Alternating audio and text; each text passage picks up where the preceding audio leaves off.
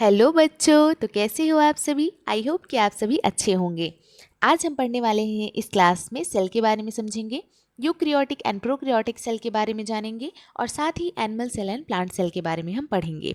तो चलिए हम वीडियो को स्टार्ट करते हैं। वीडियो जो है यहाँ पे हम सबसे पहले देखेंगे इसमें। तो जो सेल है वो एक स्ट्रक्चरल एंड फंक्शनल यूनिट होता है हमारी लाइफ का और एक बेसिक यूनिट है लाइफ का। इसको अगर हम सेल की बात करें तो सेल को सबसे पहले रॉबर्ट हुक ने 1831 में डिस्कवर किया था कॉर्क सेल के थ्रू माइक्रोस्कोप से। और ये जो सेल था हमारा, ये एक डेड सेल हुआ था, वहाँ पे डेड सेल की डिस्कवरी हुई थी। इसके बाद अगर हम आगे देखें तो लिवॉन हुक नेक्स्ट है। लिवॉन हुक 1674 में डिस्कवरी की थी फ्री लिविंग सेल की, जो कि एक पॉन्ड वाटर में से लिया था इन्होंने और माइक्रोस्कोप से देखा तो वो जो डिस्कवरी हुई थी सेल की वो एक लिविंग सेल था। यहाँ पे लिवॉन हुक ने, अगर पूछी कि लिविंग सेल की डिस्कवरी किसने की तो आप बोलोगे लिवॉन हुक ने, और डेड सेल की डिस्कवरी किसने की थी तो आप बोलोगे रॉबर्ट हुक। चलिए नेक्स्ट देखते हैं, हमारे पास है रॉबर्ट ब्राउन। रॉबर्ट ब्राउन ने डिस्कवरी की थी न्यूक्लियस की 1831 में। फिर है पुरकिंजे, जिन्होंने टर्म दिया था प्रोटोप्लाज्म का, जो कि एक फ्लूइड सब्सटेंस है सेल का, और ये 1839 में डिस्कवरी हुई थी इसकी। चलिए आगे देखते हैं। यहाँ पे हमारे पास सेल का स्ट्रक्चर है, आप देख सकते हो ये एक हमारा एनिमल सेल है। आगे हम जानेंगे एनिमल और प्लांट सेल दोनों के बारे में। अभी हम एक सेल का रेफरेंस लेकर के पढ़ते हैं। तो ये हमारा कौन सा सेल है, एनिमल सेल। चलिए देखते हैं। सबसे पहले आप देखोगे कि ये जो आउटर कवरिंग है ना, इसको हम बोलते हैं सेल मेम्ब्रेन। सेल मेम्ब्रेन यानी सेल की झिल्ली जो कवर करता है। इसके बाद आपको बीच में से पिंक कलर का दिख रहा होगा, ये हमारा न्यूक्लियस है और न्यूक्लियस के बाहर एक कवरिंग लगी होती है, उसको न्यूक्लियर मेम्ब्रेन कहते हैं। आगे हम पढ़ेंगे। फिर है हमारे पास न्यूक्लियर से अटैच एक होता है एंडोप्लाज्मिक रेटिकुलम। ये दो टाइप के होते हैं, एक होता है rough endoplasmic reticulum and second होता है स्मूथ एंडोप्लाज्मिक रेटिकुलम। आगे हम जानेंगे वीडियो में। फिर है हमारे पास वैक्यूल्स, ये जो येलो येलो कलर के दिख रहे हैं आपको, ये हमारे पास वैक्यूल्स हैं। ये राइबोसोम्स हैं, छोटे छोटे जो डॉट्स दिख रहे हैं ब्लू कलर के। इसके बाद से गोल्जी बॉडीज़ हैं, यहाँ पे आप देख सकते हो।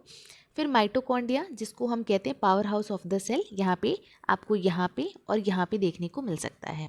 फिर है लाइजोसोम्स, जो यहाँ पे चीज़ों को अपने अंदर स्टोर करके रखते हैं और ये इनको बोलते हैं आप सुसाइडिकल बैग भी बोलते हो। तो ये हमारे पास कुछ सेल के यहाँ पे सेल ऑर्गेनल्स थे और सेल का रेफरेंस था। चलिए अब हम देखेंगे यहाँ पे सेल थ्योरी के बारे में जानेंगे। तो जो सेल थ्योरी है हमारी, ये क्या कहती है, यहाँ पे तीन जो हैं बायोलॉजिस्ट ने काम किया था। सबसे पहले दो बायोलॉजिस्ट यहाँ पे हैं, सेल्डन एंड सिचवान। इन्होंने मिलकर काम किया था और इन्होंने बोला था कि all the plants and animals are composed of cells and cell is basic unit of life.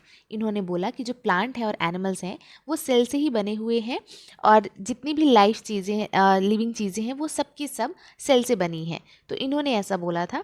इसके बाद नेक्स्ट थर्ड है हमारे पास वर्चो, जिन्होंने आगे सेल थ्योरी को बढ़ाया था, थर्ड पॉइंट दिया था इसमें। उन्होंने बोला कि जितने भी सेल्स हैं जो अराइज हो रहे हैं, न्यू सेल्स फॉर्म हो रहे हैं, वो प्री एग्जिस्टिंग सेल से ही फॉर्म हो रहे हैं।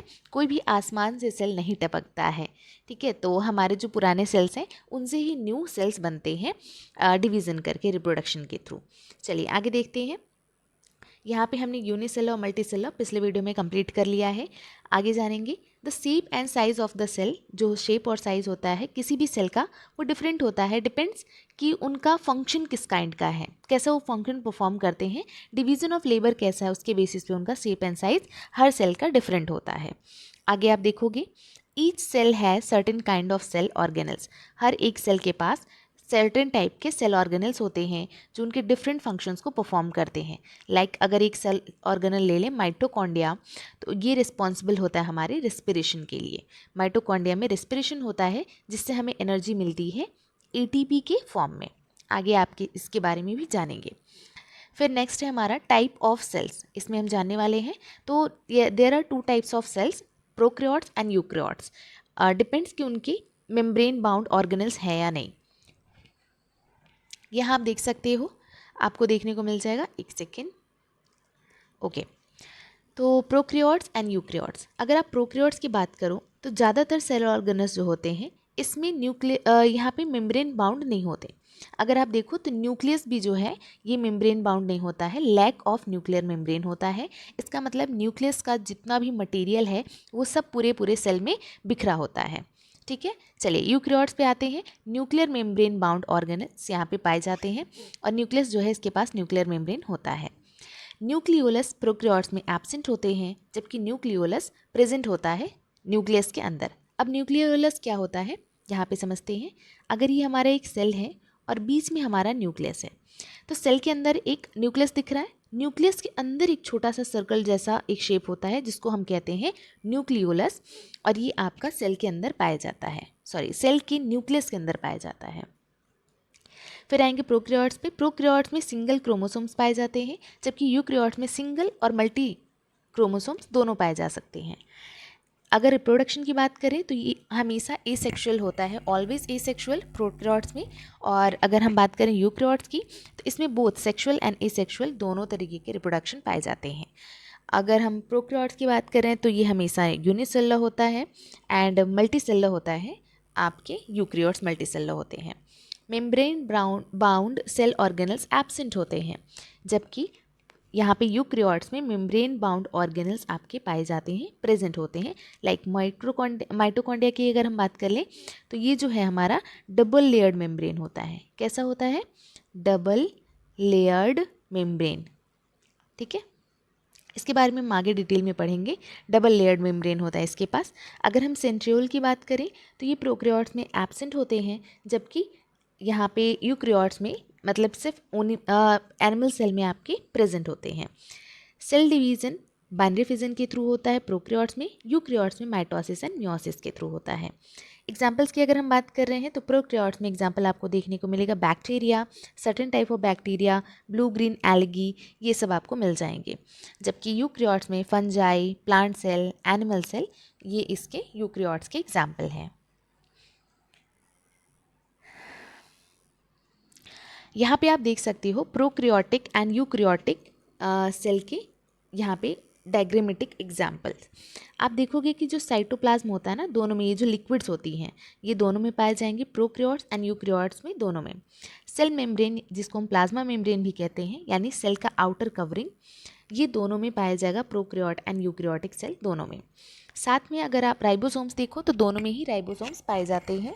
अगर हम नेक्स्ट आगे बात करें तो यहाँ आप देख सकते हो ये एक बैक्टीरिया सेल है, जो प्रोक्रियोटिक सेल है ना, ये एक बैक्टीरिया सेल है, जबकि ये एक एनिमल सेल है यूक्रियोटिक सेल। और यहाँ आप देखोगे बैक्टीरिया सेल में आपको दिख रहा होगा न्यूक्लियोइड है, यहाँ पे न्यूक्लियस का जो मटेरियल है वो पूरा फैला हुआ है इधर पूरे सेल में। यहाँ पे फ्लैजिला है जिसके थ्रू ये मूव करते हैं, यहाँ पे पिली है, ये पूरा पूरा कैप्सूल है, ये सेल वॉल है प्लांट की तरह, मतलब ये प्लांट की तरह भी एक्ट करते हैं। यहाँ पे आपको प्लास्मिड दिख जाएगा, जबकि यूक्रियोटिक सेल में आप देखोगे तो यहाँ पे smooth endoplasmic reticulum, rough endoplasmic reticulum, mitochondria, centriole, Golgi apparatus, nucleolus, nucleus, ये सब देखने को मिलेगा। चलिए हम नेक्स्ट देखते हैं animal cell and plant cell के डिफरेंसेस।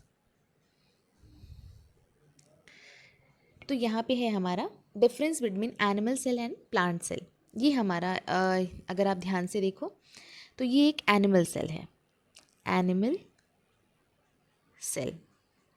ठीक है, ये एक एनिमल सेल है। और यहाँ पे अगर आप देखो तो यहाँ पे आपको देखने को मिलेगा ये एक प्लांट सेल है, प्लांट सेल।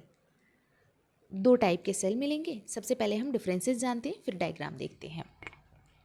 तो यहाँ पे अगर आप देखो ध्यान से तो animal cell and plant cell. Animal cell में आपको सेल वॉल नहीं देखने को मिलेगी, ये बिल्कुल एब्सेंट होती है, जबकि प्लांट सेल में आपको सेल वॉल प्रेजेंट दिखेगा। प्लास्टिड्स एब्सेंट होते हैं, प्लास्टिड्स प्लांट सेल में प्रेजेंट होते हैं। एनिमल सेल में सेंट्रियोल्स प्रेजेंट होते हैं, जबकि प्लांट सेल में ये एब्सेंट होते हैं। गोल्जी बॉडीज़ की बात करें तो दोनों में ही ये प्रेजेंट होते हैं, बट प्लांट सेल में गोल्जी बॉडीज़ को आप डाइसाइटोसोम भी कह सकते हो। ठीक है, वैक्यूल्स की बात करें तो वैक्यूल्स एब्सेंट होते हैं ऑलमोस्ट, या फिर अगर प्रेजेंट भी हैं तो बहुत स्मॉल क्वांटिटी में, ज़्यादा यूज़ नहीं होता है एनिमल सेल में। जबकि प्लांट सेल में वैक्यूल्स प्रेजेंट होते हैं लार्ज साइज में, और ये टर्जिडिटी मेंटेन करते हैं प्लांट की, टर्जिडिटी। ठीक है, टर्जिडिटी यानी स्ट्रेंथ प्रोवाइड कराते हैं। और ऑलमोस्ट अगर हम वैक्यूल्स की बात कर ही रहे हैं तो अगर ये सेल के अंदर है प्लांट सेल में, तो पूरे सेल का 50% to 90% एरिया पूरे के पूरे वैक्यूल्स ही कवर करते हैं। ये आपको पता होना चाहिए, जबकि एनिमल सेल में ऐसा नहीं है। अगर हम बिगेस्ट सेल ऑर्गेनेल की बात करें एनिमल सेल में तो हमारे पास न्यूक्लियस होता है, जबकि अगर हम प्लांट सेल की बात करें तो वैक्यूल्स बिगेस्ट सेल ऑर्गेनेल्स होते हैं। नेक्स्ट है हमारा सेंट्रोसोम। सेंट्रोसोम प्रेजेंट होता है एनिमल सेल में विथ 1 और 2 सेंट्रोल्स के साथ, लेकिन अगर आप प्लांट सेल की बात करें तो यहाँ पे बिल्कुल ही एब्सेंट होता है। आप यहाँ देख सकते हो प्लांट सेल को। प्लांट सेल में क्या है हमारा, प्लांट सेल में आपको रफ एंडोप्लाज्मिक रेटिकुलम दिखेगा जो कि बिल्कुल ही न्यूक्लियस से अटैच होता है, और यहाँ पे ये न्यूक्लियस है। रफ एंडोप्लाज्मिक के साथ साथ smooth endoplasmic reticulum. Rough endoplasmic reticulum में क्या होता है कि जहाँ भी आपको राइबोसोम्स अटैच दिखेंगे एंडोप्लाज्मिक रेटिकुलम से, वो रफ होगा, और जहाँ नहीं होंगे वो स्मूथ होगा। इसके बारे में हम डिटेल में आगे पढ़ेंगे। नेक्स्ट देखोगे आप कि यहाँ पे लाइजोसोम्स दिख रहे हैं, ऐसे छोटे छोटे आपको दिख रहे होंगे ऐसे डॉट डॉट गोल गोल से, तो ये हो गए हमारे लाइजोसोम्स। ठीक है, एक सेकेंड। ठीक है, फिर आपको मिलेंगे गोल्जी एपरेटिस, यहाँ पे देख सकते हो ये है Golgi apparatus. Okay, next nuclear envelope, यहाँ पे ये न्यूक्लियस का जो यहाँ पे आउटर कवरिंग है इसको बोलते हैं न्यूक्लियर एनवेलप। देन है हमारे पास प्लाज्मा मेम्ब्रेन, जिसको आप सेल मेम्ब्रेन कहते हो। ये सेल की अंदर वाली कवरिंग है जो कि आपको प्लांट सेल में भी एनिमल सेल में भी देखने को मिलेगी। इसके बाद एडजेसेंट सेल वॉल और सेल वॉल यहाँ पे आपको देखने को मिलेगा। ये सेल वॉल है हमारे पास, आउटर कवरिंग है जो कि इसको स्ट्रेंथ प्रोवाइड कराने में हेल्प करता है। ठीक है, और एनिमल सेल में ऐसी कोई भी plant cell animal cell wall नहीं होते। फिर आते हैं माइटोकॉन्ड्रिया, ये हमारा एनर्जी प्रोवाइड कराते हैं, यहाँ पे रेस्पिरेशन होता है, यहाँ पे देख सकते हो माइटोकॉन्ड्रिया है। इसके बाद राइबोसोम्स हैं, यहाँ पे आप देख सकते हो छोटे छोटे डॉट डॉट जो दिख रहे हैं ना, ये राइबोसोम्स हैं आपके।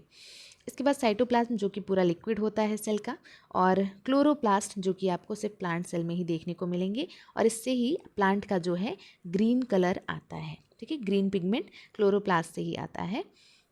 यहाँ पे भी क्लोरोप्लास्ट आपको देखने को मिल जाएगा। तो ये रहा हमारा animal cell and plant cell. आप देख सकते हो ये एनिमल सेल है, अभी हमने पीछे भी देखा था। ये न्यूक्लियस हो गया, न्यूक्लियर एनवेलप हो गया, आउटर कवरिंग इसकी। ठीक है, स्मूथ एंड यहाँ पे अगर हम बात करें तो रफ एंडोप्लाज्मिक रेटिकुलम, साइटोप्लाज्म इसका लिक्विड हो गया, माइटोकॉन्ड्रिया, राइबोसोम्स, लाइजोसोम्स। हाँ, लाइजोसोम्स प्लांट सेल में नहीं पाए जाते हैं, सेंट्रोल्स भी नहीं पाए जाते हैं। प्लाज्मा मेम्ब्रेन, ये आउटर कवरिंग को बोल रहे हैं, सेल मेम्ब्रेन को, जो कि दोनों में पाया जाता है। गोल्जी एपरेटस भी पाए जाते हैं। तो यहाँ पे ये डिफरेंस कंप्लीट होता है। तो आज के लिए बस इतना ही, मिलते हैं हम आपसे नेक्स्ट क्लास में नए टॉपिक के साथ। अगर आपको ये वीडियो अच्छी लगी हो तो प्लीज़ एक लाइक करके जाइएगा और चैनल को सब्सक्राइब कर दीजिएगा, ताकि आपको नए नए टॉपिक्स और भी अच्छे क्लियर तरीके से जानने को मिल सकें और आप समझ सकें। मिलते हैं हम आपसे नेक्स्ट क्लास में नए टॉपिक के साथ, तब तक के लिए बाय बाय।